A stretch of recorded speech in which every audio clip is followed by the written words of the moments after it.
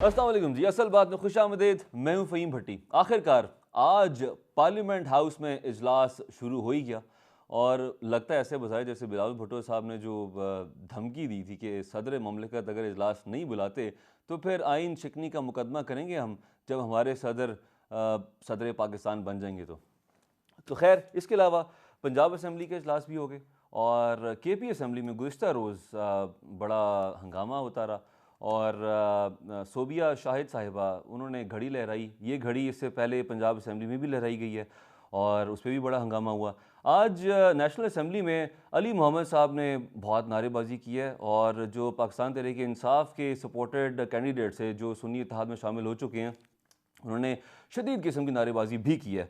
इसके साथ साथ पाकिस्तान ने बहसीत नेशन, बहसीत कौम, बहसीत स्टेट फाइनेंशियल इशूज़ को फेस करना है। 3 माह रह गए हैं तकरीबन और 6 अरब डॉलर्स की पेमेंट हुकूमत पाकिस्तान ने अदा करनी है। वो पेमेंट कहाँ से आएगी? इसके अलावा क्या जो पार्टीज़ ने इलेक्शन कैंपेन के दौरान अवाम से वादे किए थे अब पाकिस्तान पीपल्स पार्टी नून लीग के साथ मिल के अवाम को डिलीवर कर पाएगी या फिर नहीं? बानी पीटीआई के बिहाफ पे रऊफ साहब ने लेटर लिख दिए एमडी आईएमएफ को और उन्होंने उसमें वही वाली गुजारिशात की हैं कि जो हमसे वादे आपके और हमारे वादे हुए थे उन वादों के मुताबिक इस वक्त होना चाहिए, रिज़ल्ट सामने आना चाहिए और 30% जो इलेक्शंस हुए हैं 30% हलकों में वो दोबारा से खुलने चाहिए और इंक्वायरी होनी चाहिए। क्या उनका ये दावा या उनका जो ये उनसे गुजारिश है ये ठीक है? इस पे जो उनको सपोर्ट करने वाले सियासतदान, सहाफ़ी, एंकर पर्सन, तज्ज़ियाकार, तज्ज़िया निगार वो भी क्रिटिसाइज़ कर रहे हैं कि ये ख़त इस सूरत हाल में, इस सिचुएशन में आईएमएफ को पाकिस्तान तहरीक इंसाफ की तरफ से नहीं लिखना चाहिए था।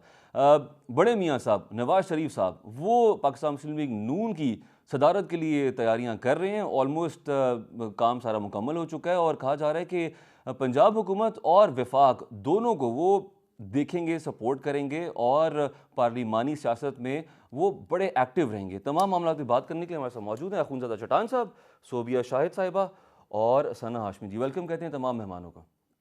सोबिया साहिबा आपसे शुरू करना चाहूँगा। कल केपी असम्बली में क्या हुआ, क्या वाक़या हुआ था? आपने सिर्फ क्या घड़ी लहराई थी?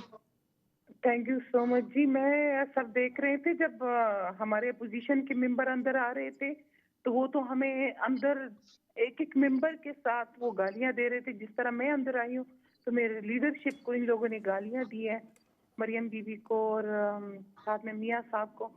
तो मैंने और कुछ भी नहीं किया, मैंने भी अपनी लीडर की डिफेंस करनी थी ना, क्योंकि मैं भी तीसरा टाइम था मेरा और मैं सूबाई वुमेन विंग की प्रेसिडेंट भी हूँ।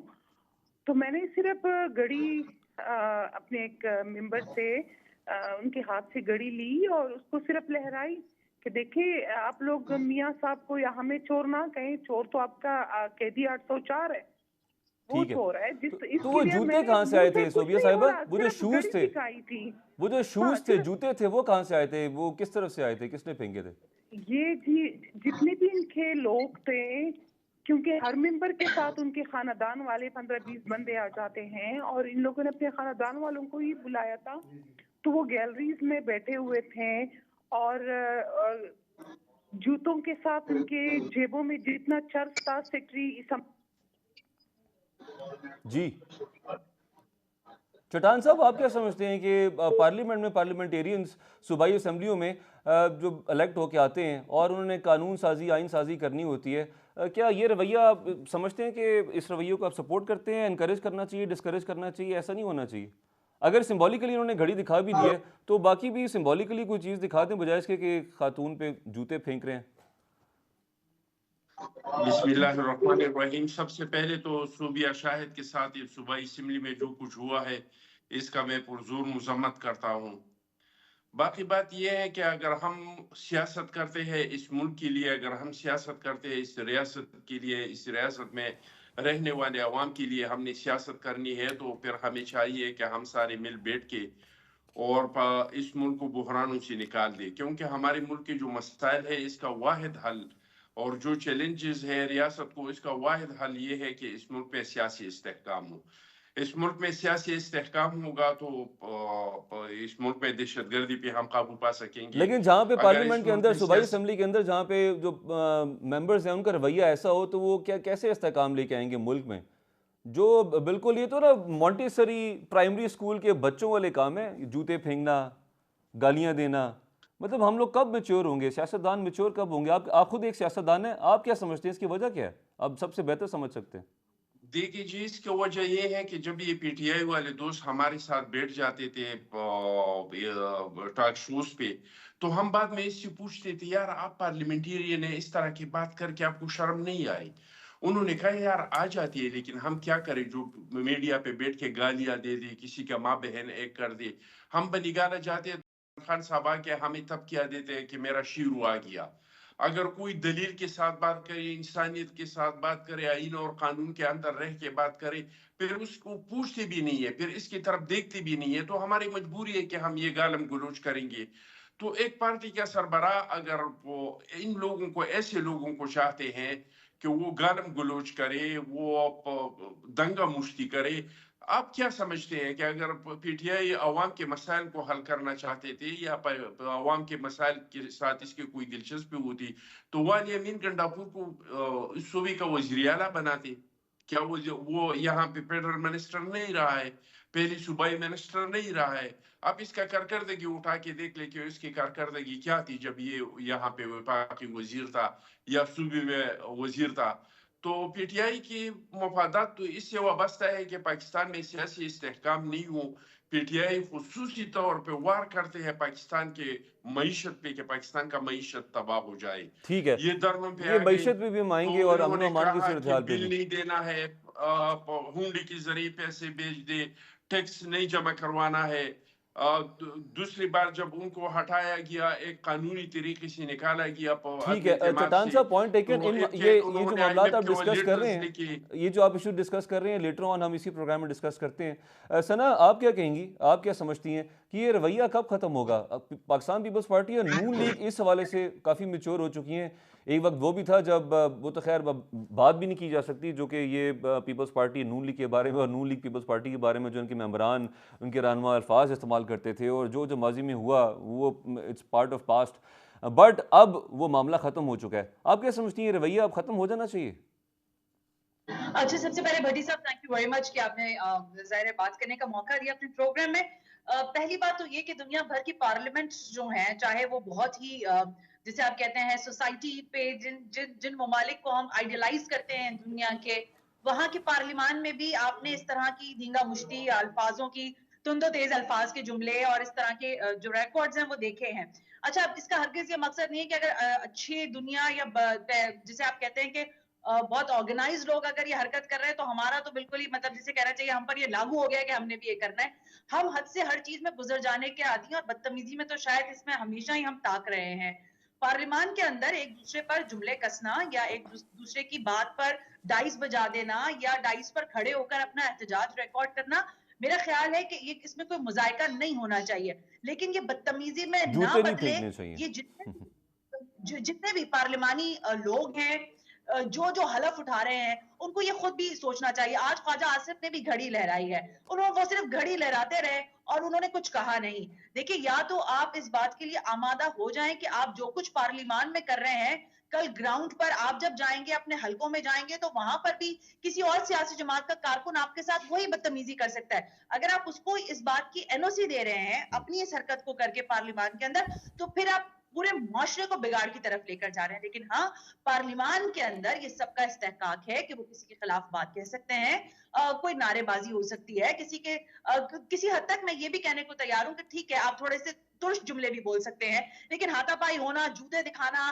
ایک دوسرے کو غلط القابات سے نوازنا، یہ پھر آپ سوسائٹی کو ریفلیکٹ کر رہے ہیں اور یا تو پھر پھینکنا، یہ سوسائٹی صوبیہ صاحبہ جب وہ گھڑی لہرا رہی تھی تو ان کی جانب جوتے اتار کے پھینکے گئے، لٹرلی پھینکے گئے.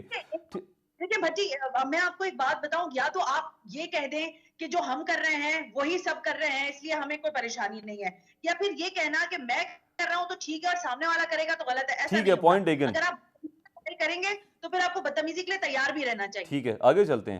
اچھا صوبیہ صاحبہ، میرے سامنے فیکٹس پڑے ہیں. 2024 میں جو ممبران آئے ہیں اسمبلی میں، وہ اس میں سے 45% کی جو تعداد ہے وہ زمیندار طبقہ ہے. تو ہم امید کرتے ہیں کہ جو زمیندار طبقہ جب اسمبلی میں بیٹھے گا تو پارلیمنٹ میں بیٹھے گا تو ڈیفینیٹلی وہ زمینداروں کے لیے کسانوں کے لیے کوئی ایسی پالیسیز لے کے آئیں گے جو پہلی بیچارے زمینیں بیچ کے یا تو شہروں میں آ رہے ہیں یا پھر انہیں زمینیں ٹھیکے بھی دینا شروع کر دی ہیں، چونکہ یوریا اتنی مہنگا ہو گیا ہے، کھاد اتنی مہنگی ہو چکی ہے، سروائیول ان کے لیے مشکل ہو گیا، بجلی مہنگی ہے۔ لیکن ایک بڑا انٹرسٹنگ فیکٹ یہ میرے سامنے آیا ہے کہ 5% ممبران جو ہیں وہ انٹرمیڈیٹ ہیں اور 5% تقریباً بنتے ہیں 12-13 ممبران، اور باقی 5% جو ہیں وہ میٹرک ہیں، یعنی کہ یہ بھی 12-13 کی تعداد ہے، تو تقریباً 24-25-26 کے قریب آس پاس وہ ممبران ہیں جو میٹرک اور ایف اے پاس ہیں۔ تو آپ ذاتی طور پہ کیا سمجھتی ہیں کہ یہ نمبر چھوٹا نہیں ہے؟ یہ کیا قانون میں سازی، آپ آئین کو سازی؟ ایک بات میں اچھا، اس میں ایڈ بتاؤں، کرنا چاہوں گا کہ ہمارا جو قومی زبان ہے وہ تو اردو ہے، لیکن پارلیمنٹ میں انگریزی میں سارے بل آتے ہیں، پیش ہوتے ہیں، پاس ہوتے ہیں، ان کو کیا سمجھ بھی آئے گی کہ ہمارے پارٹی کا لیڈر کیا کہہ رہا ہے؟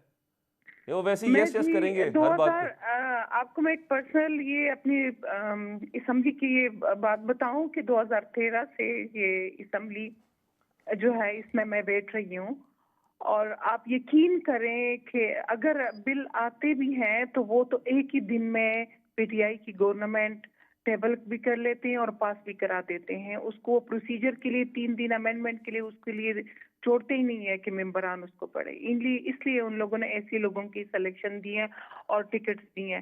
دوسری بات آپ کو اگر یہ میں کہوں کہ 10 سال میں ان لوگوں کو یہ سمجھ نہیں آیا کہ ایک ایم پی اے کی پریویلیج کیا ہے، اور پارلیمنٹ کے تقدس کو پامال جو ان لوگوں نے کیا کل اور آج اچھا وہ تو اپنی ٹھیک ہے، پی خوشی ٹی آئی میں۔ کی تو بات ہم نے کر لی پہلے، میں ہاں آپ بحیثیت نہیں، سیاستدان بتائیے کہ تو یہ میں جو آپ کو لوگ ہیں یہی جو بتا میٹرک رہی نا پاس کہ ایف اے پاس ہیں ان کو پارلیمنٹ میں ہونا چاہیے، نیشنل اسمبلی میں ہونا چاہیے۔ پی ٹی آئی کے ایجنڈے میں یہ ہی نہیں کہ ایم پی اے سے ان میں لیجسلیشن کے بارے میں پوچھے اور سوچے، وہ تو وہی اس صوبیہ کے لیے صاحبہ، گالیوں نون کی لیگ بھی ہے نا، پیپلز پارٹی بھی ہے، باقی جماعتیں بھی ہیں، جماعت اسلامی بھی ہے، جے یو آئی بھی آپ ہے، کون سی ایم اس کیو میں ایم کہہ بھی ہے۔ رہی ہے، یہ آپ قومی اسمبلی میں کہہ جی رہے جی ہیں؟ جی جی جی دیکھیے وہ تو میں آپ کو جرنل بات میں آپ کو پوچھوں تو وہی کیبنٹ جو ہوتا ہے، کیبنٹ ہی جو ہے بل لے کے آتے ہیں اور کیبنٹ ہی پاس کرا دیتے ہیں، ٹھیک ہے نا، جس میں سے عام ممبرانوں کا کوئی کام تو ہوتا ہی نہیں ہے نا، ان سے پوچھتے ہیں۔ اگر اس طرح کسی کا انٹرسٹ بھی ہو، چاہے وہ میٹرک ہو چاہے وہ ہو، تو وہ پھر اپنی اس بل کے ٹھیک ہے مطابق اپنے امینڈمنٹ دے دیتے ہیں۔ چٹان اور صاحب، جی ٹھیک ہے، میں واپس آتا ہوں۔ چٹان صاحب آپ کی کیا رائے ہے اس پہ؟ دیکھیے جی، میرے رائے یہ ہے کہ دنیا میں ہر چیز کا اپنا تربیت ہے، ڈاکٹر کا ڈاکٹری کا، انجینئر کا انجینئرنگ کا۔ میں سمجھتا ہوں کہ سیاست کے لیے سیاسی تربیت بہت ضروری ہے، اور سیاست میں ایجوکیشن میں ضروری نہیں ہے، نہیں ہے سیاسی ضرور۔ تربیت ضروری ہے۔ جو گراس روٹ لیول کے ورکرز ہوتے ہیں، جو سیاسی ورکرز ہوتے ہیں، میں نے آج تک دیکھا ہے کہ ان کے کارکردگی بہتر رہتی ہے۔ اتنا تعلیم تو خیر ہر ایک کا ہے کہ انگریزی پڑھ سکتے ہیں، اردو پڑھ سکتے ہیں، انگریزی بول سکتے ہیں، اردو بول سکتے ہیں۔ اس طرح تو بہت کم لوگ ہوں گے جو نہ انگریزی پڑھ سکتے ہیں، نہ لکھ سکتے ہیں، نہ اردو پڑھ سکتے ہیں، نہ لکھ سکتے ہیں۔ میں نہیں سمجھتا ہوں اس طرح تو 1% لوگ ہوں گے، لیکن جس کا سیاسی تربیت نہیں ہے وہ لوگ صحیح طریقے سے پارلیمنٹ میں اپنا کام نہیں کر سکتے۔ بہت سارے ممبران کا مجھے پتا ہے کہ وہ لوگ بہت اعلیٰ تعلیمی یافتہ ہے، وکیل ہے، ڈاکٹر ہے، انجینئر ہے، اور 3 بار وہ لوگ پارلیمنٹ میں رہے ہیں، لیکن آج بھی اگر ان سے پوچھے کہ پارلیمنٹ میں لائبریری کہاں پہ ہے تو ان کو لائبریری کا نہیں پتا ہوگا کہ لائبریری کہاں پہ ہے۔ لیکن جو سیاسی ورکر ہوتے ہیں وہ لائبریری میں جاتے ہیں، وہ وہاں کے جو شہید ذوالفقار علی بھٹو صاحب کی کارروائی ہے، مولانا مفتی محمود صاحب، بڑے بڑے لوگ ہمارے، اور یا باہر دنیا میں جو قانون سازی ہو جاتی ہیں اور اس کے ریکارڈ آ جاتے ہیں ہماری لائبریری میں، وہ ان چیزوں کو پڑھتے ہیں۔ تو میں سمجھتا ہوں کہ ایک پارلیمنٹیرین کے لیے سیاسی ورکر ہونا ضروری ہے، سیاسی تربیت ہونا پوائنٹ ضروری ٹیکن۔ ہے۔ اگر اس کا سیاسی تربیت نہیں ہے، چاہے اس کا جتنا بھی اعلیٰ تعلیم یافتہ ہے، وہ سیاست میں نہیں چل سکتا ہے۔ وہ ٹھیک ہے، اپنا کام صحیح، جس طرح کے ایک انجینئر ڈاکٹر کا کام نہیں کر سکتے، جس طرح کا ایک ڈاکٹر انجینئرنگ کا کام نہیں کر سکتے، اس طرح کا سیاسی تربیت نہیں ہو، ایجوکیشن اس کا جتنا بھی ہو، وہ اچھا اچھا آپ نے پارلیمنٹیرین نہیں سیاسی بن تربیت کا سکتا ہے۔ ذکر کیا تو یہاں پہ سوال اٹھتا ہے، تو کیا اسٹوڈنٹ پالیٹکس جب ہم نے ختم کر دی ہے، سیاسی تربیت بچے کہاں سے حاصل کریں گے؟ پھر تو پیراشوٹرز آئیں گے، پیراٹروپرز آئیں گے، اوپر سے آئیں گے، سیاسی خاندان والے آئیں گے، یا پھر جو جن کی بیک گراؤنڈ تگڑی ہے، پیسہ ہے، وہ آئیں گے۔ آپ نہیں سمجھتے کہ بالکل اسٹوڈنٹ حقیقت ہے، پالیٹکس اب اٹس اے سیاست ہائی کی در ٹائم؟ سے دو چیزیں، جی सियासत के नर्सरी दो चीजें हैं, जी एक स्टूडेंट पॉलिटिक्स, एक बल्दियाती निज़ाम। हमने बल्दियाती निज़ाम को अगर ख़त्म नहीं किया तो मफलूज ज़रूर किया है, और स्टूडेंट्स पॉलिटिक्स को तो हमने ख़त्म कर दिया। ये स्टूडेंट्स पॉलिटिक्स था जहाँ पे एक सियासी वर्कर की सियासी तरबियत हो जाता था। सना, आपसे सेम सवाल, पहला सवाल तो वही एजुकेशन वाला, what do you think, is it relevant और नॉट, कि कितना ज़रूरी है, चूँकि सिर्फ वो गली महल्ले सड़कें ये प्रोजेक्ट्स नहीं होते, फॉरेन पॉलिसीज़ भी होती हैं, बहुत सारे इंटरनेशनल मैटर्स होते हैं, एजेंडाज होते हैं, ऊपर से अंग्रेज़ी होती है, तो क्या इज़ इट इम्पॉर्टेंट कि जो हमारे मेम्बरान हैं they must be well educated? दूसरा जो हमने चट्टान साहब ने पॉइंट उठाया कि सियासी तरबियत इज़ वेरी इंपॉर्टेंट। सियासी तरबियत तो फिर जैसे स्टूडेंट यूनियंस का मैंने जिक्र किया, ख़त्म कर दिए, और वो बहुत बड़ी एक नर्सरी थी। आप नहीं समझती कि इट्स हाई टाइम कि अब इस हुकूमत को फैसला करना चाहिए, इसको दोबारा से रीएक्टिव करें? और डेफिनेटली चट्टान साहब से भी मैं एग्री करूँगा, बल्दियाती निज़ाम, डू यू एग्री? 5 जनवरी 2024 को सेनेट में एक रिपोर्ट जमा करवाई गई थी पाकिस्तान में शरह ख़वानदगी की, वो मैं आपके सामने रख रही हूँ जल्दी से, फिर हम आगे बात कर लेंगे। शरह ख़वानदगी जो है पाकिस्तान में मजमूई तौर पर 62.8% है, जबकि सूबों में जो सबसे कम शरह ख़वानदगी है वो बलूचिस्तान में, विच इज 54%, 5% इतना है, 54.5% है। अब इसी से अंदाजा लगाएं, फिर मैं आपको सिंध में अगर लेकर जाऊं, लेकिन यहाँ पे एक तो पॉइंट यहाँ ऐड पर करना चाहूँगा कि डू यू एग्री, जो हमारा शरह खानदगी है ये उस डेफिनेशन में पूरा उतरता है जिसको सही मायनों में शरह खानदगी कहा जाता है? मैं इससे एग्री नहीं करता। देखिए, मैं आपसे अर्ज ये करना चाहती, एक तो मैं इस पॉइंट से बिल्कुल एग्री करती हूँ चट्टान साहब की, अखवंजादा चट्टान की, कि आपकी जो सियासी तरबियत है वो होना बहुत जरूरी है। लेकिन देखिए, एक उर्दू जुबान है जो कि आपके पार्लिमान का भी हिस्सा होना चाहिए, और मैं इस पर बहुत ज्यादा सरकारी जोर जुबान भी देकर होनी ये चाहिए। अल्फाज कहूँ। जी हेयरिंग्स जी, जो हेयरिंग्स होती हैं सुप्रीम कोर्ट ऑफ पाकिस्तान की, जो दस्तावेजात जमा करवाई जाती हैं, जब सिंध असेंबली का पहला जो सेशन हुआ है उसमें सिंधी में भी ओथ उठाया गया है। तो देखिए, उर्दू की अहमियत को समझें। ये पाकिस्तान जो है, दुनिया में चीन इतनी तरक्की कर रहा है, आप चीन की तरक्कियों की बातें करते हैं, मुझे बताएं कौन सा चाइनीज है जो अंग्रेजी में बात करता है? वहां पे 99.9% लोग चाइनीज फ्रांस गुफ्तगू में करते हैं, देख वो लीजिए, अंग्रेजी में जर्मनी में देख लीजिए, जर्मनी यूरोपीय यूनियन को लीड कर रहा है इस वक्त। बात करने लगी थी। That's I'm saying कि एक तो पहले प्राउड फील करें पाकिस्तान होने पर। अंग्रेजी आना कोई बहुत बड़ा कोई वो नहीं है कि आपको अंग्रेजी आनी ही चाहिए। हाँ, तालीम याफ्ता होना अपने आप में एक बेहतर अमल है, क्योंकि आप जिंदगी का, दुनिया का, अपने हवाले से अपने इर्द गिर्द में रहने वाली चीजों का अच्छे ठीक है, अंदाज से मवाजना कर सकते हैं। लेकिन ये कोई क्राइटेरिया नहीं है कि जी अंग्रेजी नहीं आती तो आप पार्लिमान का हिस्सा नहीं बन सकते। आप पार्लिमान का हिस्सा बन सकते हैं। देखिए, एक चीज और मैं यहाँ पर नोटेड आपके लिए करवाना चाहती हूँ, फिर एक खबर आगे ये साथ साथ में देते हुए फिर आपकी अगली बात पे जाती हूँ। एक तो एमकेएम पाकिस्तान ने फैसला कर लिया है कि वो काबीना का हिस्सा नहीं बनेगी, क्योंकि उनको अभी पता चला है कि वजारत साइंस एंड टेक्नोलॉजी जो है सिर्फ वही वजारत देने पर बात हो रही और है। एक तो ये गवर्नरशिप खबर इनकी खतरे में पड़ी हुई है ऑलरेडी।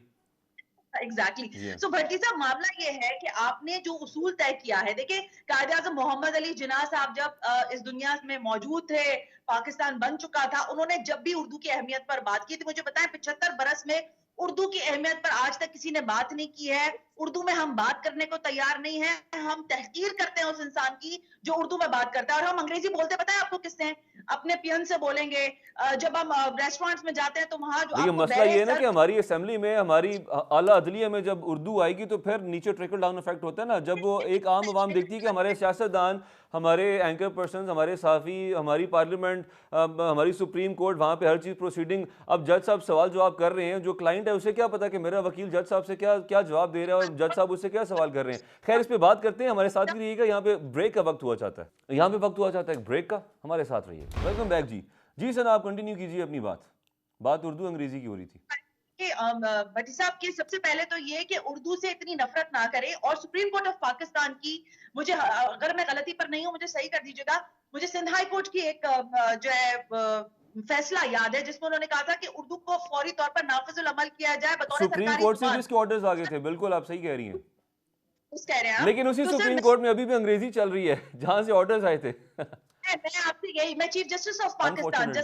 जस्टिस साहब से दसबस्ता ये कहना चाहूंगी कि इस मुल्क में, पाकिस्तान में उर्दू जुबान के राइट करने को जो अमल है उसमें क्या चीज रुकावट है वो हमारे ठीक है, सामने लेकर आए। पॉइंट क्योंकि टेकन, उर्दू ठीक है। जो है वो हमारी कौमी जुबान है, हमारा फख्र है। हम उर्दू बोलते हैं, हमारे यहाँ लोग उर्दू समझते हैं।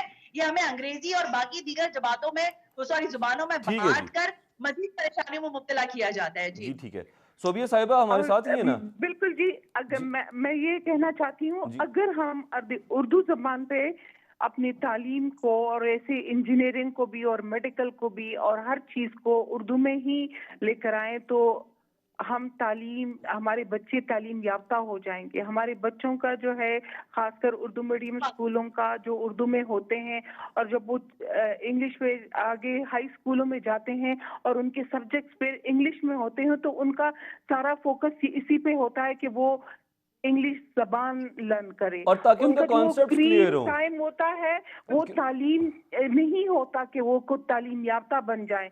उनको अचानक उनके सब्जेक्ट जो है वो इंग्लिश में आ जाते हैं ठीक है, और हम तालीम याफ्ता होने की जगह वो बज़ाहिर एक मेरे लैंग्वेज प्रोड्यूसर साहब भी कह रहे हैं कि सीखने में उर्दू पड़ पे बहुत जाते हैं। ज़्यादा बात हो गई है, लेकिन अपेरेंटली हमारे लिए ये बहुत छोटा मसला है। लेकिन अगर आप इसको हम देखें समझें तो ये इतना बड़ा मसला है कि हमारे बच्चे जो हैं उनका थॉट प्रोसेस स्टार्ट होता है अपनी मदर लैंग्वेज में। जो पख्तून बच्चा है वो पख्तून में उसका थॉट प्रोसेस स्टार्ट होता है, पंजाबी का पंजाबी में, सिंधी का सिंधी में, बलोची का बलोची में, उसके बाद वो उसको ट्रांसलेट करता है अंग्रेज़ी में, उसके बाद वो उस चीज़ को समझने की कोशिश करता है। इसी वजह से इंटरनेशनल सतह पे हम लोग अब तक पीछे हैं और हिंदुस्तान कहाँ पहुँच गया, बाकी ममालिक कहाँ पहुँच गए। अच्छा सोबिया साहिबा, ये बताइएगा कि दहशत गर्दी का मसला बहुत बड़ा मसला है केपी में। 2023 की रिपोर्ट है, CTD की रिपोर्ट के मुताबिक 570 दहशत गर्दी के वाक़यात हुए हैं और 184 पुलिस एहलकार जो हैं वो जाँ बहक हुए, शहीद हो गए। आप क्या समझती हैं कि इस हुकूमत का सबसे बड़ा चैलेंज दहशत गर्दी है क्या? इसको फेस करना, इससे निपटना? देखिए, जब तक इस मुल्क के, सूबे के हालात ठीक नहीं होते और अगर इस मुल्क के हालात, सोबिया साहिबा की लाइन ड्रॉप होगी। जी टान साहब, आप क्या समझते हैं कि केपी में सबसे बड़ा चैलेंज दहशत गर्दी है क्या?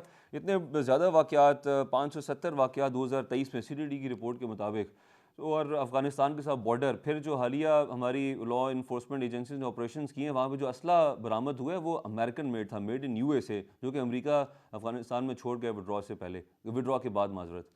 तो ये चैलेंजेस निपटना कितना आसान होगा या कितना मुश्किल होगा हुकूमत के लिए? देखिए जी, वाकई दहशतगर्दी ने बहुत बदतरीन शक्ल में सर उठाया है। और ये जो इलेक्शन शुरू हुआ था, तो इलेक्शन के दिनों में यानी 1 जनवरी से लेकर 31 जनवरी तक मेरे इलाके में 7 हमले हो गए, जिसमें 4 हमले कैंडिडेट पे हुई, जिसमें 3 कैंडिडेट जख्मी हो गए, 1 कैंडिडेट इसमें शहीद हुआ, जिसकी वजह से हमारा एक NA और एक PK का इलेक्शन भी पोस्टपोन हुआ। एक धमाका पुलिस वालों पे हुआ, जिसमें 9 पुलिस वाले शहीद हो गए, 20 जख्मी हो गए। एक पोलियो का डॉक्टर था, इस पे हमला हुआ, उनको शहीद किया गया टारगेट किलिंग के जरिए। और इस तरह के एक तसलसल से हमले जो हैं वो जारी है। तो ये एक बहुत बड़ा मसला है, एक बहुत बड़ा चैलेंज है, और ये चीज तकरीबन खत्म हो चुका था। लेकिन इमरान साहब ने दोबारा जो मुज़ाकरात शुरू की और मुज़ाकरात कामयाब नहीं हुई थी, इस दौरान में उन्होंने 3000 दहशतगर्दों को छोड़ दिया और 20,000 दहशतगर्द जो जेल से रिहा हो गए थे तालिबान के बाद अफगानिस्तान में, उसको वापस पाकिस्तान लाया और पाकिस्तान में उसको बसाया। तो ये सिलसिला फिर से दोबारा से बदतरीन शक्ल में शुरू हुआ है। और अच्छा, नई डान साहब कहते हैं हुकूमत कि जो के लिए पड़ोसी है उसको तब्दील नहीं किया जा सकता।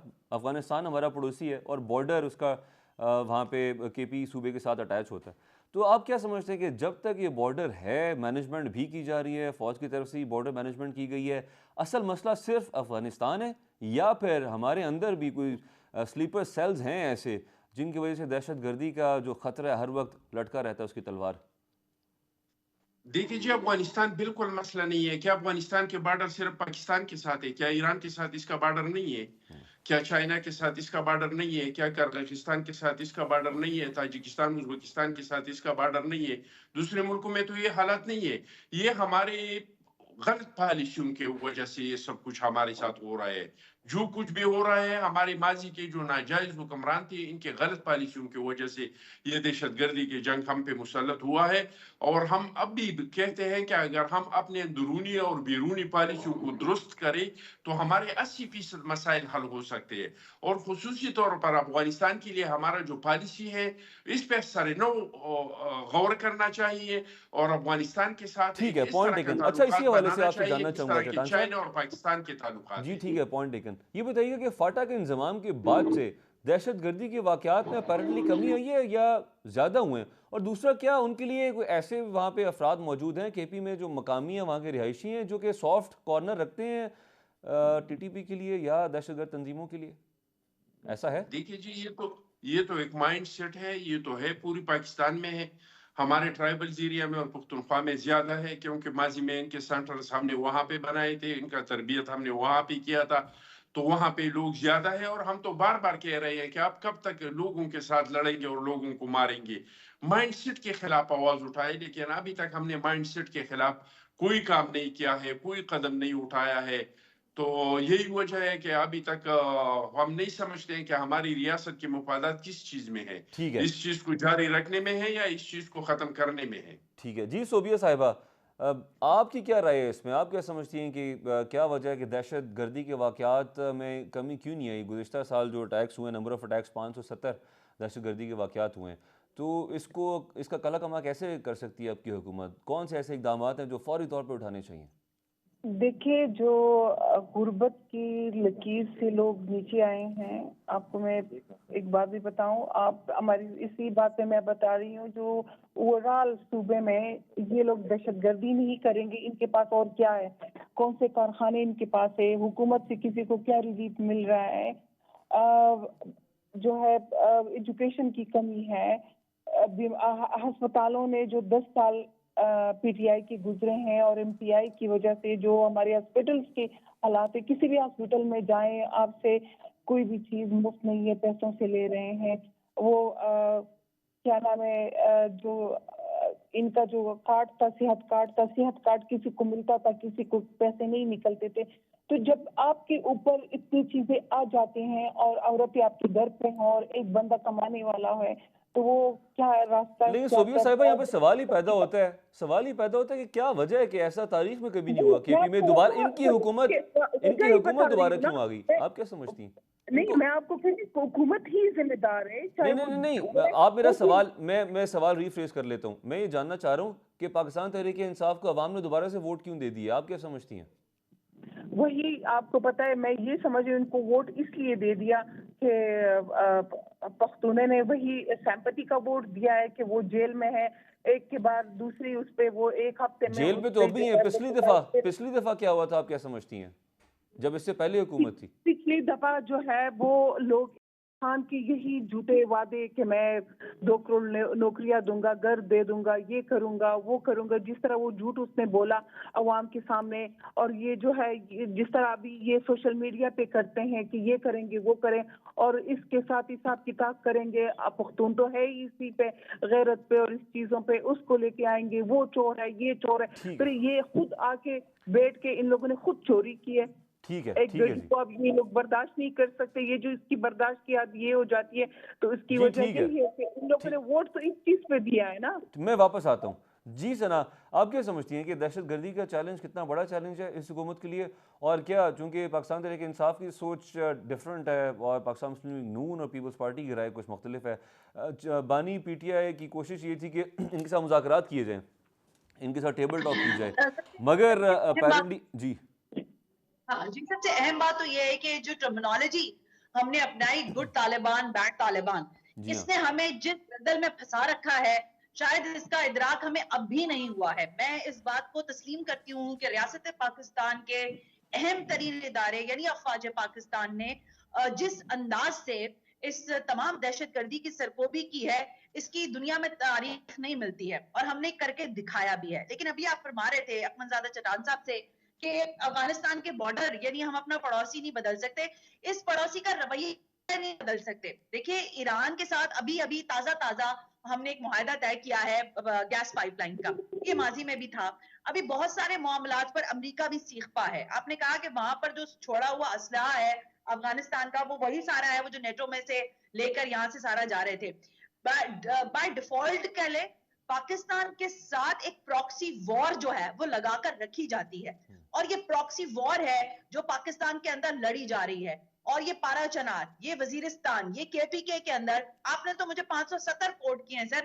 570 تو یہ وہ اٹیکس ہیں جو کہ رجسٹرڈ ہے, رپورٹ ہوئے جو ہیں. جی کچھ ہاں, وہاں پر یہ رپورٹڈ ہے. جتنی دہشت ہو رہی ہے, جتنے دندناتے ہوئے یہ گڈ طالبان بیڈ طالبان کے نام پر ریاست کے ساتھ دھوکہ کرتے ہوئے ان لوگوں کو آپ نے آزاد کروایا, جیلوں سے دندنانے کے لیے, مارنے کے لیے آزادی دلوائی. تو عمران خان صاحب سے کہ پوچھنا چاہیے کہ ان سے ڈائیلاگ کن بیسس پہ کیے جائیں؟ کیا ان بیسس پہ کہ یہ میری فوج کے لوگوں کو مارے، ریاست میں موجود عوام کے لوگوں کو مارے، ہم ان سے خوف اور ڈر کا شکار رہیں اور اس بات کا انتظار کرتے رہیں کہ یہ بیڈ طالبان کب گڈ طالبان بنیں گے؟ سو I'm sorry، ریاست فیل نہیں ہوگی، ریاست اپنی رٹ دکھائے گی، لیکن یہ چیلنج جو ہے، چاہے مسلم لیگ نواز ہو یا پاکستان تحریک انصاف ہو یا دیگر اور ماندہ جماعتیں، خود پاکستان پیپلز پارٹی بھگتی ہوئی ہے محترمہ بینظیر بھٹو کی شہادت، اسی سارے چیزوں کا آپ کو پتہ شافسانہ رہی ہے.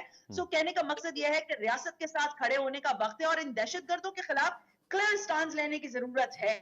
ٹھیک ہے چٹان صاحب، بانی پی ٹی آئی کے بہاف پہ رؤوف صاحب نے جو خط لکھا ہے آئی ایم ایف کی ایم ڈی کو، اس کو آپ کیسے دیکھ رہے ہیں؟ لکھنا چاہیے تھا. دیکھیے اور جی، اس یہ کا تو جو کھلا متن ہے آپ اس سے ایگری کرتے ہیں، وہ کہتے ہیں کہ ہم پہ کرٹیسزم تو ہو رہا ہے لیکن ہم نے یہ تو نہیں لکھا کہ پاکستان کو پیسے نہ دیں، ہم نے تو یہ لکھا ہے کہ اس کو جو آئی ایم ایف سے کہا ہے کہ 30% نشستوں پر قومی اور صوبائی اسمبلیاں ملا کے ان کو آڈٹ کرائیں، کیونکہ دھاندلی ہوئی ہے. اور 2023 میں جو ہماری اس وفد کے ساتھ ملاقات ہوئی تھی، اس پہ بھی ہم نے ان سے یہ گزارش کی تھی کہ پاکستان میں جو الیکشنز ہیں وہ منصفانہ ہونی چاہیے، لیول پلینگ فیلڈ ملنا چاہیے. دیکھیے جی، یہ خط جو ہے یہ ملک کے ساتھ دشمنی بھی ہے، اور یہ عمران خان کے اس نعرے کا ابھی بھی، کل میں جا رہا تھا تو ایک گاڑی کے پیچھے لکھا تھا کہ کیا ہم غلام ہیں، وہ اس نعرے کا بھی نفی ہے. کہ آپ آئی ایم ایف کو کہتے ہیں کہ آپ آ کے میرے ملک میں میرے اداروں کی، میرے ملک کے مختلف اداروں کے آپ انویسٹیگیشن کریں. کوئی آزاد شہری یہ پسند نہیں کرے گا کہ باہر سے کوئی آ کے اور میرے ملک کے اداروں کا سیاسی انویسٹیگیشن معاملات میں، کرے جی ہاں. سیاسی معاملات میں. لیکن خان صاحب تو سیاست میں آیا اس وجہ سے ہے، اس میں تو فارن فنڈنگ بھی اس وجہ سے مل رہی ہے. اور یہ میں نہیں کہہ رہا ہوں، یہ آپ جا کے ڈاکٹر اسرار صاحب کا ویڈیو آپ دیکھ لیں، آج سے 22 سال انہوں نے کہا ہے.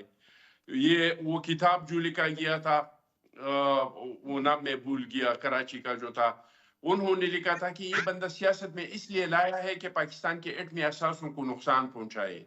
اور پاکستان کی ایٹمی اثاثوں کو تب نقصان پہنچے گا جب پاکستان حکیم معیشت سعید تباہ صاحب کی ہو بات جائے کر رہے گا. ہیں پھر آپ؟ حکیم سعید صاحب کی بات کر رہے ہیں؟ جی حکیم سعید جی صاحب کی کتاب بالکل، کی میں بات کر رہے ہیں؟ جی بالکل انہوں نے کتاب میں لکھا تھا. اور بہت سارے لوگوں نے پیشن گوئی کی تھی کہ یہ لایا گیا ہے پاکستان کی معیشت کو تباہ کرنے کے لیے، اور آپ نے دیکھ لیا کہ یہ دھرنے پہ آیا تو انہوں نے کہا کہ اچھا خیر بل چٹان پاڑے صاحب، تو میں دن خیر دن میرا ملیں گے پاکستان پیسے. تحریک انصاف سے تعلق تو نہیں ہے، لیکن اس سے پہلے پاکستان تحریک انصاف کی حکومت میں آنے سے پہلے کون سی یہاں پہ دودھ اور شہد کی نہریں بہ رہی تھیں، یہاں پہ ویسی اگر ڈرین نہیں ہو رہا بہ تھا، رہی پڑھے تھی لکھے نا نوجوان بھاگ رہے تھے. جب سے میں نے ہوش سنبھالی ہے، ڈگریاں کر کے نوکریاں بھائی کی ہیں، بات سنیے، میرا معاملات ہم نے بات ایسے ہی دیکھے سنیے، چٹان صاحب. ایسے آئی پی میرا پیز کا بات کانٹریکٹ سنیں. کس زمانے میں ہوا اگر تھا؟ دودھ اور شہد کی نہریں نہیں بہ رہی تھی، نہریں نہیں بہ رہی تھی، تو آپ مجھے بتائیں یہاں سے نواز شریف کو 2 بار نکالا گیا، محترمہ کی حکومت کو 2 بار ختم کیا گیا، ہمارے شہید محترمہ بینظیر بھٹو کو شہید کیا گیا، شہید ذوالفقار علی بھٹو صاحب کو شہید کیا گیا. ٹھیک ہے کیا کسی پارٹی نے کہا ہے آئی ایم ایف کو کہ ملک کو قرض ہی نہیں دو؟ ٹھیک ہے. کیا کسی نے ملک کے اداروں پہ حملہ کیا اب ہے؟ آپ کیا سمجھتے ہیں یہ تو اکانومی اب پہلے کیسے، اب تو خیر فیڈرل میں تو آپ ساتھ ہیں نا نون لیگ کے، تو اب کیا سمجھتے ہیں کہ 6 ارب ڈالرز 3-4 ماہ بعد ہم نے ان کی ادائیگی کرنی ہے، آپ کیا سمجھتے ہیں کہ کہاں سے لے کے آئیں گے، کیا ہوگا، قرضہ ہمیں مل جائے گا؟ دیکھیے جی، پاکستان کو اللہ نے بہت کچھ دیا ہے. یہاں پہ اگر سیاسی استحکام آ جاتے ہیں اور ہم اپنی نیتوں کو ٹھیک کر دیں گے تو ہم نے اس سے بڑے بڑے چیلنجوں پہ قابو پایا ہے. ٹھیک بنگلہ ہے. دیش ہم سے چلا گیا، لوگ کہہ رہے تھے پاکستان کیسا چلے گا، پاکستان اتنی طاقت بنا. مشرف کے دور میں سوات سے پاکستان کا جھنڈا اتارا گیا تھا، بلوچستان میں ترانہ بجانا بند ہو گیا تھا، ٹرائبل ایریا پہ ریٹ آف دی گورنمنٹ ختم ہو چکا تھا. لیکن جب ہم سارے مل بیٹھ کے اور ہم نے پاکستان کو اپنا اولین ترجیح بنایا کہ سب سے پہلے پاکستان کے مفادات، اس کے بعد ہماری سیاسی مفادات، ہم نے ان مشکلات پہ قابو پا لیا. ایک بار پھر اگر ہم سارے مل بیٹھ جاتے ہیں اور پاکستان کے عوام کے مفادات کو اولین ترجیح بنا دیتے ہیں تو پاکستان میں کس چیز کی کمی ہے؟ یہاں پہ سمندر ہے، یہاں پہ ایگریکلچر ہے، یہاں پہ منرل ہے، یہاں پہ مائنز ہے، یہاں پہ کول ہے، یہاں پہ پیول ہے. وہ پھر کیا بات لمبی کس ہو جائے چیز گی. کی آپ نے کمی ہے منرلز کا ذکر پاکستان کیا، میں؟ منرلز بھی ہم سن رہے ہیں بلوچستان میں خزانے ہیں بھرے پڑے ہیں زمین میں، لیکن پتہ نہیں وہ ہماری کون سی حکومت نکالے گی. خیر ہمارے پاس کیپیبلٹی بھی نہیں ہے.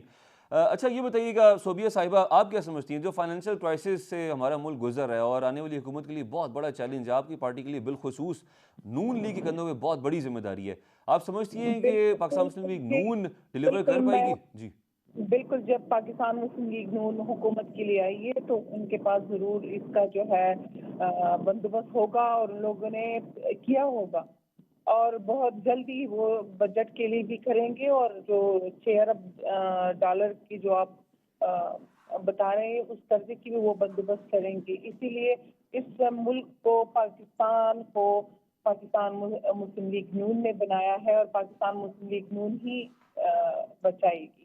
ٹھیک ہے میں بڑے آپ کو میاں یہ صاحب بتاؤں جی کہ 16 مہینے پی ڈی ایم کی حکومت تھی اور ملک جس حالات میں تھا آپ کو پتا ہے بلکہ پورے ملک کو پتا ہے کہ ڈیفالٹ میں تھا اور سب کو یہی خطرہ تھا کہ سری لنکا کی طرح جو ہے پاکستان ڈیفالٹ میں نہ چلا جائے اور وہ وہی سری لنکا کے حالات لیکن نہ یہ ہوں. بھی فیکٹ ہے کہ پی ڈی ایم ہے کی حکومت کے آنے سے پہلے انفلیشن ریٹ بہت کم تھا اور جب جاتے ہوئے آپ کا 15-16 تھا اور جاتے ہوئے آپ 30 کے آس پاس تھے.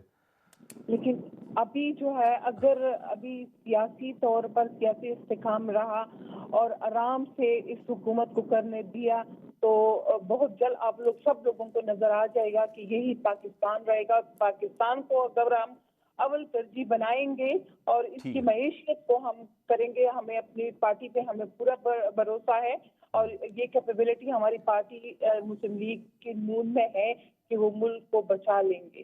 ٹھیک تو ہے اب دیکھ لیں گے اور ڈیلیور بھی کریں گے انشاءاللہ اس 5 سال میں.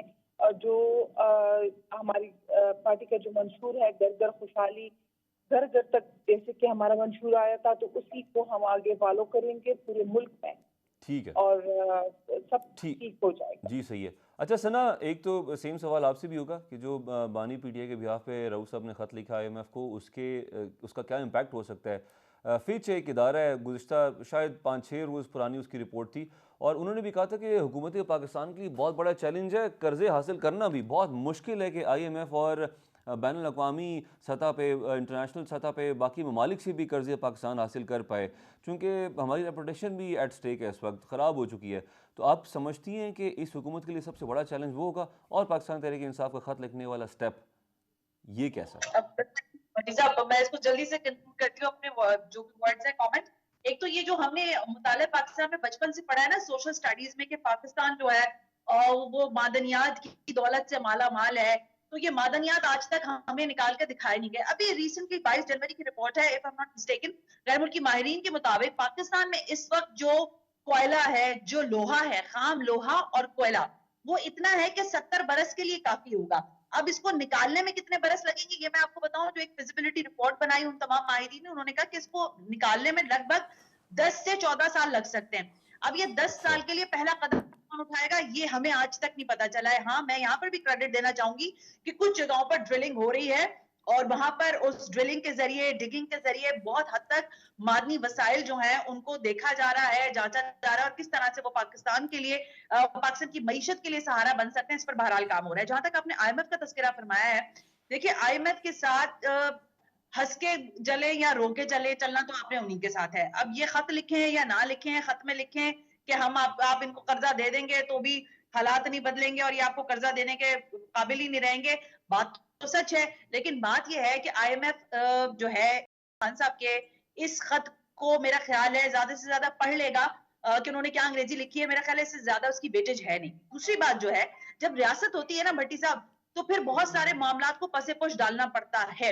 آئی ایم ایف کی جو کڑوی گولی تھی, یہ جو نگراں حکومت ہے, میں غلطی پر ہو سکتی ہوں, اس حکومت کو لگ بھگ 30 روپیہ پیٹرول کے اوپر بڑھانا تھا, نہیں بڑھا سکے, ریورس گیا, فارورڈ گیا. آپ نے دیکھا کبھی 5 روپیہ بڑھ رہا ہے, کبھی 7 روپیہ بڑھ رہا ہے, کبھی 3 روپے کی آواز آ رہی ہے.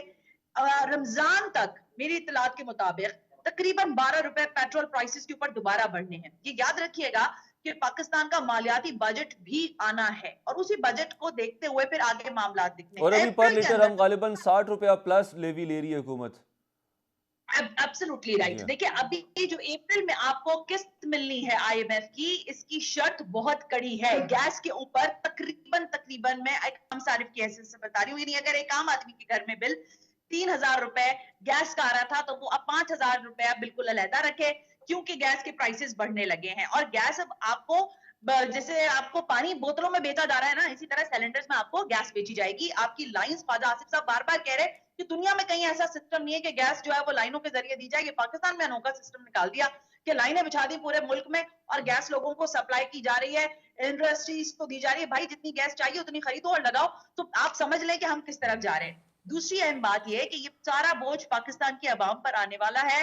آئی ایم ایف کے قرضوں کو اتارنے کے لیے جو قرض ہم ایک مرتبہ پھر لے رہے ہیں, اس قرض کے مد میں پاکستان کا ہر شہری جو ہے وہ ایک مرتبہ پھر بڑے رقم کے مقروض, ظاہر جسے کہتے ہیں مقروض ہونے جا رہا ہے. لیکن کوئی ہمارے پاس روڈ میپ نہیں ہے بھٹی صاحب, کوئی ٹھیک ہے روڈ جی. میپ نہیں ہے. ٹائم جب ہم آئی ایم ایف سے یہ کہہ سکیں کہ جی ہمیں آپ کا پیسے کی ضرورت نہیں ہے, ہمیں چین سے ابھی پیسے کی ضرورت پڑے گی, ہم پھر سعودی عرب کے در پر جائیں گے, یو یہی اے کے میاں پاس شہباز جائیں شریف گے. صاحب جی ٹھیک ہے. میاں شہباز صاحب واپس آ کر کہیں گے کہ میں کس منہ سے لوگوں سے قرضہ مانگتا ہوں, میرا دل ابھی تو جانتا ہمارے ہے. حالات آپ یہ کا دل اکانومی کے کہ جو قرضے پہ سود ہے اس سود کی ادائیگی کے لیے بھی ہمیں قرضہ لینا پڑ رہا ہے. ناظرین ہمارے ساتھ ہی رہیے گا, یہاں پہ بریک کا وقت ہوا چاہتا ہے, بریک سے واپس آئیں گے تو پوائنٹ ٹیکن جی. چٹان صاحب سے جاننا چاہوں گا کہ ایم کیو ایم کیوں ناراض ہے پاکستان پیپلز پارٹی کی وجہ سے. اس کو یہ لگ رہا ہے کہ پاکستان پیپلز پارٹی نے نون لیگ کو یہ کہا ہے کہ ایم کیو ایم کے پاس تو مینڈیٹ ہی جینون نہیں ہے. اس پہ بات کرتے ہیں بریک کے بعد, ہمارے ساتھ رہیے گا. ویلکم بیک جی. چٹان صاحب, نون لیگ نے میسج کنوے کیا ایم کیو ایم کو کہ پیپلز پارٹی کہتی ہے کہ ایم کیو ایم کا تو مینڈیٹ ہی اصلی نہیں ہے, جعلی ہے, اور ایم کیو ایم کے بغیر ہمارے نمبرز پورے ہوتے ہیں, ایم کیو ایم کی ضرورت ہی کیا ہے ہمیں, تو ہم مل کے حکومت کرتے ہیں. اور ابھی بھی خبر اب یہ ہے کہ ایم کیو ایم جو ہے وہ ناراض ہے, صرف ایک منسٹری دے رہے ہیں, گورنرشپ بھی ان کی خطرے میں ہے. پیپلز پارٹی گورنر بھی اپنا چاہتی ہے سندھ میں. دیکھیے جی ہمیں ایم کیو ایم سے کچھ لینا دینا نہیں ہے. اگر ہم حکومت بناتے تو ہم جاتے اور ایم کیو ایم کو راضی کر دیتے. باقی یہ کہنا کہ ہم نے اس کو کہا ہے کہ اس کا مینڈیٹ جعلی ہے اصلی ہے, میں نہیں سمجھتا ہوں کہ پاکستان پیپلز پارٹی کی کسی لیڈر نے یا کسی اسپوکس مین نے یہ کہا ہے. یہ تو وہ خود کہہ رہے ہیں کہ ہم نے پچھلے 2018 میں ہمارے 7 سیٹ تھے, لیکن وہ ہمارے جینوئن سیٹیں تھے, لوگوں نے ووٹ دیا تھا. اس بار تو لوگوں نے ہمیں ووٹ ہی نہیں دیا ہے. تو ہم نے ایم کیو ایم سے کچھ لینا دینا نہیں ہے. ایم کیو ایم جانے اور مسلم لیگ جانے, ہم نے تو فیصلہ یہ کیا ہے کہ ہم ان کو وزیر اعظم کو ووٹ بھی دیں گے اور اس 5 سال حکومت چلانے کے لیے ان کا ساتھ بھی دیں گے. ہم وزارتیں نہیں لیں گے. تو اگر ہم وزارتیں نہیں لے رہے ہیں, ہم حکومت کا حصہ نہیں بن رہے ہیں, تو ہمیں اس سے کیا تعلق ہونا چاہیے کہ وہ ایم کیو ایم کو ساتھ شامل کرے یا کسی اور کو شامل کرے. ٹھیک ہے. لیکن اگر ہم خود اقتدار میں ہوتے جی ہاں, اور ہمارے پاس 2/3 میجارٹی کا اکثریت بھی ہوتا, تو پھر بھی ہم کوشش کرتے کہ پاکستان کی جتنی پارٹیاں ہیں ان سب کو اپنے ساتھ شامل کرے اور ساروں کو اپنے ساتھ بٹھائے. کیونکہ ہم سمجھتے ہیں کہ اس ملک کے مسائل نہ حل نہ ایک پارٹی کے ساتھ ہے نہ ایک ادارے کے ساتھ ہے. ہم سارے مل کے تو پھر اس ملک کو ان بحرانوں سے نکال سکتے ہیں. تو پاکستان پیپلز پارٹی نے تو نواز شریف صاحب کو جو مشورہ دیا ہے اور شہباز شریف صاحب کو, وہ یہی ہے کہ سب کو اپنے ساتھ شامل کرے. ہم نے یہ مشورہ دیا ہے کہ انتقام کی سیاست کو ختم کرے.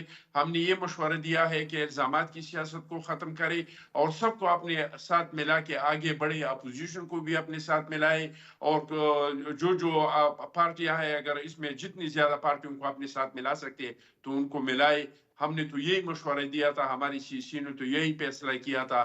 اب ایم کیو ایم والے کہہ رہے ہیں تو ہمیں پتہ نہیں کہ ایم کیو ایم والے جھوٹ کہہ رہے ہیں یا مسلم لیگ نون نے ایم کیو ایم سے جھوٹ بولا ہے. ہمیں نہیں پتا. ہم نے کوئی کسی پہ نہ الزام لگایا ہے, نہ مسلم لیگ کو کسی کے ساتھ اتحاد سے منع کیا ہے, بلکہ ہم نے تو اس چیز پہ زور دیا ہے کہ سب کو اکٹھا کرے, مفاہمت کا سیاست کرے, انتقام کی سیاست کو ختم کرے. ہم نے تو یہ مشورہ مسلم لیگ نون کو دیا ہے. ٹھیک. اچھا ویسے چٹان صاحب ذاتی طور پہ آپ نہیں سمجھتے کہ یہ جب مفاہمت کی سیاست کی بات کرتے ہیں ہمارے پولیٹیشنز یا پولیٹیکل پارٹیز, یہ تب بات آتی ہے جب ان کے نمبرز پورے نہیں ہوتے, اور جب کسی پارٹی کے نمبرز پورے ہوتے ہیں تو پھر مفاہمت کی ضرورت ہی نہیں رہتی. ظاہری بات ہے, ایسا ہی ہے کیا؟ میں سمجھتا ہوں کہ مفاہمت کی ضرورت ہر وقت میں ہے, لیکن آج کل تو بہت زیادہ ہے. کوئی بھی پارٹی اس ملک کو اکیلے میں ان بحرانوں سے نہیں نکال سکتے. جب تک ہم سارے, صرف سیاستدان بھی نہیں نکال سکتے ہیں. اگر اس ملک کو ان بحرانوں سے نکالنا ہے, پاکستان کی معیشت کو بہتر کرنا ہے, پاکستان میں دہشت گردی کا خاتمہ کرنا ہے, تو ہم سارے ایک پیج پہ آئیں گے. چاہے عدلیہ ہے, میڈیا ہے, اسٹیبلشمنٹ ہے, پالیٹیشین ہے, بیوروکریسی ہے, ہم سارے مل کے اس ملک کو ان بحرانوں سے نکال سکتے ہیں. ٹھیک ہے. اور وقت کا ضرورت ہے کہ ہم ایک میثاق کریں معیشت پہ, تاکہ ہماری جو معیشت کا پالیسی ہے اس میں تسلسل ہو. چاہے جس کا بھی حکومت آئے, 5 سال मुस्लिम लीग नून का हुकूमत हो, इसके बाद हमारी हुकूमत बनी, पीटीआई का हुकूमत बनी, या कोई और पार्टियां की हुकूमत बनाए, जो हमारी मईशत का पॉलिसी है इसमें तसलसल हो तो हमारा मईशत बेहतर होगा। ठीक है जी। अगर इसमें तसलसल नहीं हो तो फिर हमने खराब क्यों किया मईशत को? इमरान खान ने IMF के साथ एक मुआहिदा किया, फिर पीछे हट गई। निगरान हुकूमत आया, हमने मुफ्ता इस्माइल को वजीर खजाना बनाया, हमने इसके साथ एक शराइत तय की, फिर इनसे पीछे हम हट गए। फिर जाके सरदार साहब ने वो शराइत बदतरीन शक्ल में मान लिया आखिर में।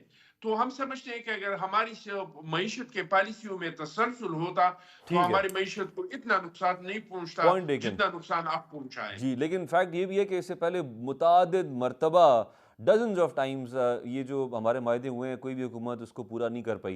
अच्छा सोबिया साहिबा, बड़े मियाँ साहब जो हैं उनके बारे में इरफान सिद्दीकी साहब कहते हैं कि वो एक तो सदर बनने के लिए तैयार हैं, पार्टी की सदारत उनके पास आ जाएगी जल्द ही, और नवाज शरीफ साहब पार्लिमानी सियासत में बड़े एक्टिव होंगे।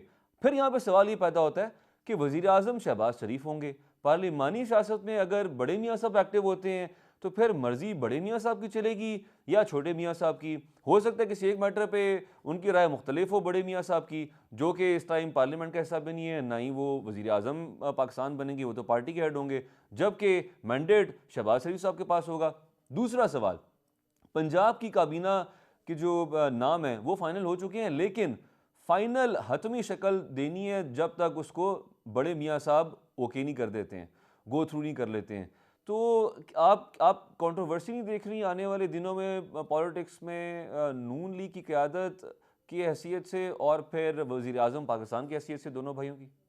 मैं आपको ये बातें जो आज से के दोनों भाइयों के दरमियान इख्तिलाफात है, या मरियम बीबी या हमजा शहबाज के इनके दरमियान इख्तिलाफात, ऐसी कोई बात नहीं है। मियाँ शहबाज शरीफ वही करते हैं जो नहीं, मैं ये नहीं कह रहा इख्तिलाफ हैं, मेरा सवाल ये था कि जब शहबाज आप शरीफ कहने कि पावर, तो अब अगर इख्तिलाफ नहीं है तो मैं आपको बताऊं, वो बड़े भाई हैं उनके, और वो जो भी मियाँ नवाज शरीफ का फैसला होता है वही शहबाज शरीफ का होता है। हर चीज में वो उनसे पूछते हैं, न मरियम बीबी और न शहबाज शरीफ। तो फिर यहाँ पे मगर एक सवाल है मैम, अगर आप बुरा ना मनाए कता कलामी कर लूँ, जी जी बताएं। अगर जो फैसला नवाज शरीफ साहब करते हैं, शहबाज शरीफ साहब भी उनकी हाँ में हाँ मिलाते हैं, तो वो किस हैसियत में वो फैसला करेंगे जो कि वज़ीर आज़म पाकिस्तान नहीं है, और फिर उनका फैसला वज़ीर आज़म पाकिस्तान मानेंगे? देखिए, मतलब जो हुकूमत के फैसले होंगे वो तो शहबाज शरीफ ही करेंगे। जहां से कोई बड़े डिसीजन लेना हो, किसी पार्टियों के साथ, इत्तेहादियों के साथ कोई डिसीजन लेना हो, या जो मुल्क के मफाद के लिए कोई बड़े डिसीजन लेना हो, तो उसमें फिर इसाक डार मियाँ साहब और जैसे भी हमारे जो कायदीन है वो सारे मिल बैठ के उस पर फैसला करेंगे। और उसी तरह ये जो है, ये एक अकेले एक या शहबाज शरीफ से या मियाँ नवाज शरीफ के फैसलों से अकेला एक बंदा हुकूमत तो नहीं चला सकता, पूरी पार्टी चलाती है। तो मियाँ साहब हमारा अगर सदर बन जाए तो वो पार्टी के उससे भी बताया हुआ है कि वो देंगे कि पार्टी को भी ठीक है देखेंगे और चीजों को भी। जी, ठीक है, पॉइंट टेकन। जी सना, आप क्या समझती हैं इस हवाले से कि नवाज शरीफ साहब बहसीयत सदर पाकिस्तान मुस्लिम लीग नून, क्या वो पार्लिमानी सियासत में एक्टिव हो सकते हैं, और क्या वो पंजाब की जो काबीना है वो भी जब फाइनलाइज बड़े मियाँ साहब करेंगे तो तभी होगी? असल में मेरा ख्याल है माइनस नवाज शरीफ हो चुका है, और आप जिस कमबैक की बात कर रहे हैं वो मुझे इतना फिजिबल आइडिया नहीं लगता है, ऑनेस्टली स्पीकिंग। और जो कुछ ठीक भी है, शहबाज शरीफ साहब ठीक है, इकदामात लेंगे, मेरा ख्याल है वो वन पेज फॉर्मूला पे होगा। ठीक है जी, बहुत शुक्रिया जी अखुंज़ादा चट्टान साहब, सोबिया शाहिद साहिबा और सना हाशमी, आपने हमें वक्त दिया। नाज़रीन, ये तो हमारा आज का प्रोग्राम, लेकिन जाने से पहले आपको पोलियो के हवाले से बताते चलें, अपडेट करते चलें कि 26 फरवरी से मुल्क भर में पोलियो मुहिम का आगाज़ हो रहा है। 7 रोज़ा ये मुहिम है, और 5 साल से कम उम्र के जो बच्चे हैं उनको आप ज़रूर लाजमी पोलियो के कतरे पिलाइए, ताकि ज़िंदगी भर की जो माजूरी है उससे वो बच सकें। अपना ख्याल रखिएगा, अगले हफ्ते आपसे मुलाकात होगी।